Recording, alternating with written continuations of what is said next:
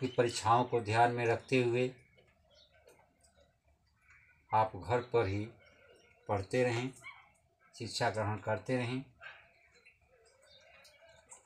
मैं गंगोत्री देवी inter college Sikandarpur Ballia के शिक्षक सत्यनारायण चौबे, हिंदी अध्यापक,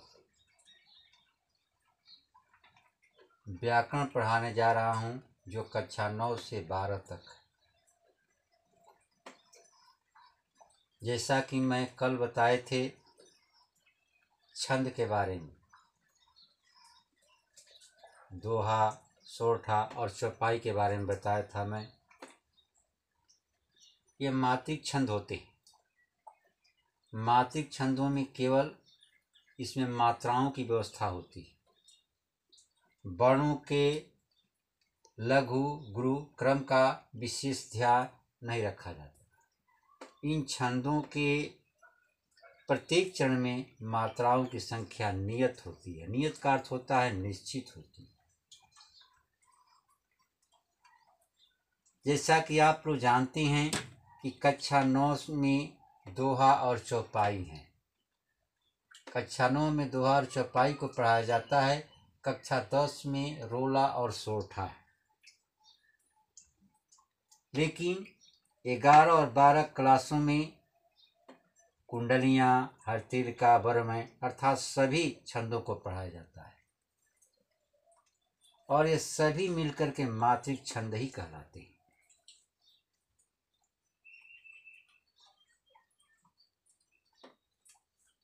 तो आज का क्रम हम रोला से शुरू कर रहे हैं कि यह रोला सममात्रिक छंद है। सम का मतलब होता है जिसमें प्रत्येक चरण में समान मात्राएं होती हैं। इसमें चार चरण होते हैं और प्रत्येक चरण में 24 मात्राएं होती हैं। 11 और 13 मात्राओं पर यति होती है। 11 और 13 मात्राओं पर यति होती है। यति का मतलब होता है विराम, रुकना, अल्प विराम, पूर्ण विराम, प्रश्नवाचक चिन्ह।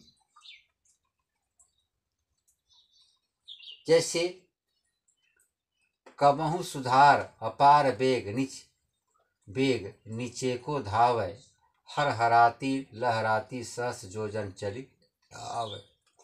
मन विधि चतुर किसान पौन निज, मन को पावत अपुण्य खेत उत्पन्न ही रखी राशि उसावत। इसमें गंगा की सुंदरता का वर्णन किया गया है। चांदनी रात में गंगा की धारा जब बहती है तो उसको कवि ने उसको भाव में लिखा है।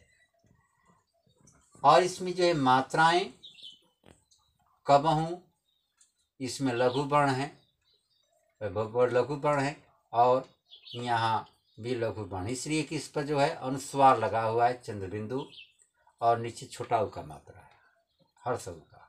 उसी तरह सुधार में ये लघु है, गुरु है और लघु है। अपार में भी वही है।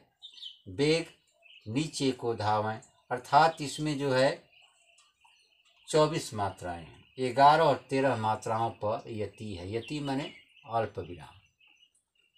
कबहू सुधार है अपार, यानी कहने का मतलब यहाँ पर यति लगा हुआ है।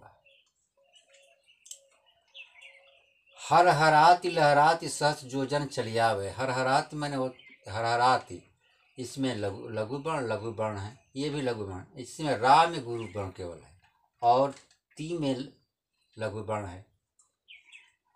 लहराती यानी रा में गुरु वर्ण और ती में रा में दीर्घ वर्ण, यानी अर्थात गुरु है और ती में लघु है। इसी तरह जो है सहस लघु लघु लघु, ये भी जो है गुरु लघु लघु है। चली में दोनों लघु हैं, आवें दोनों गुरु हैं। अर्थात ये 12 और 13 मात्राओं का मिश्रण, यानी कहने का 11 और 13 मात्राओं का है। 11 और 13 मिलाकर के 24 होता है। मनु दोनों लघु हैं, दोनों लघु हैं।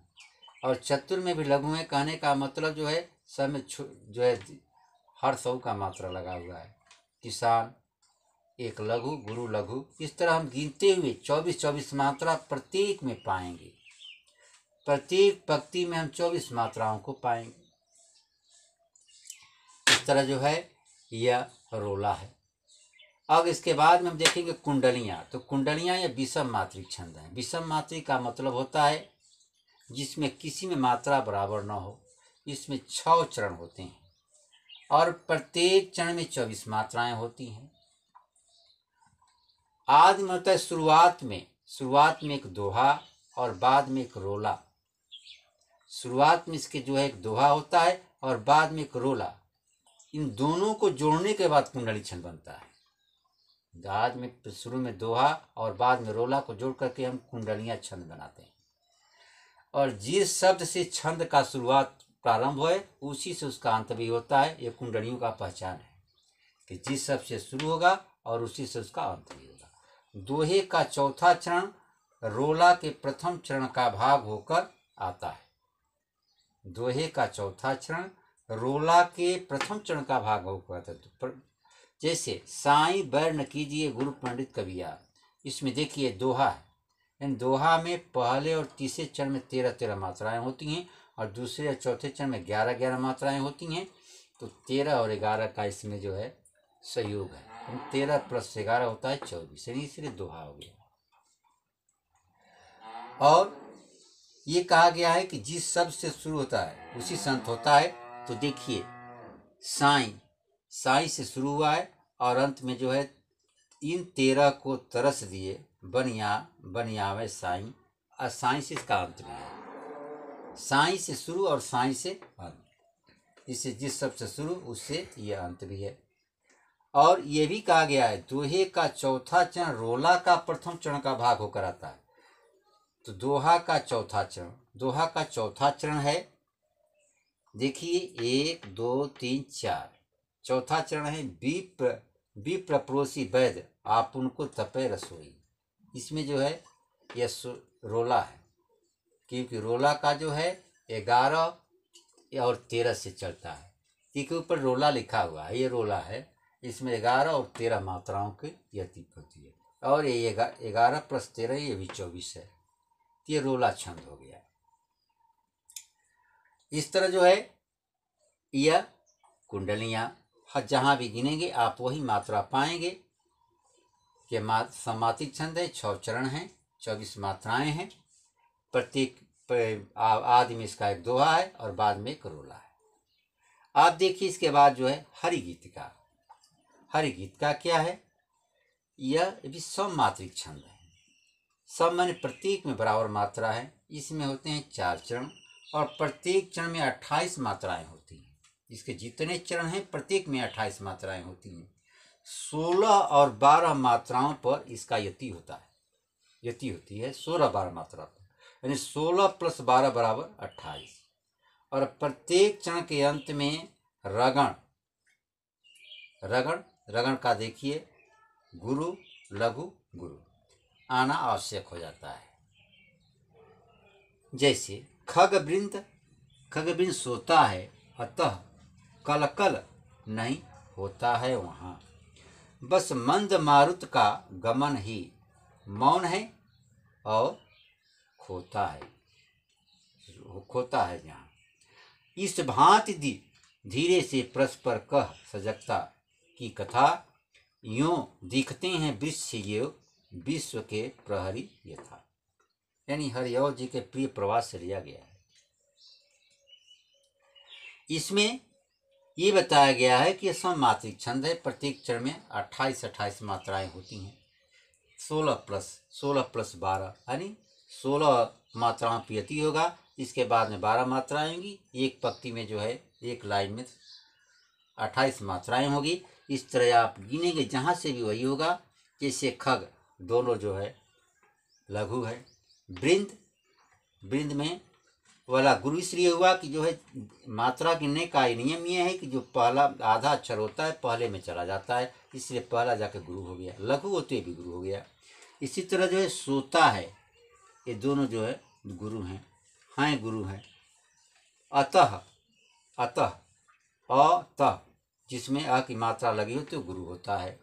कल कल गुरु है, कल कल लघु है, कल लघु है, दोनों में लघु की मात्रा लगी हुई है। और नहीं लघु और गुरु होता गुरु गुरु, वहाँ वह लघु और वहाँ गुरु। इस प्रकार गिनने से इसकी मात्रा हो गई 28, 16 और 12 मात्राओं पर युति हुआ। ये हरिगीतिका कहलाता है और ये हरिगीतिका की यही पहचान है। बच्चों, आज का पढ़ाई समाप्त हुआ और कल हम पढ़ाएंगे आप लोगों को 12वां।